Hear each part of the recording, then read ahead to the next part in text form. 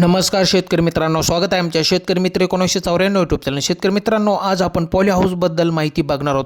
Poly हाऊसमुळे वातावरणातील तापमान, आर्द्रता आणि कार्बन डायऑक्साईडचे प्रमाण नियंत्रित करता येते, ज्यामुळे वनस्पतींच्या वाढीसाठी अनुकूल परिस्थिती निर्माण होते। शेतकरी मित्रांनो, पॉली हाऊसमध्ये वर्षभर पिके घेता येतात, म्हणजे हवामानावर अवलंबून न राहता कधीही पिकांची लागवड करता येते। हे आवरण ऊन, वारा, पाऊस आणि गारपिटीपासून पिकांचे संरक्षण करते।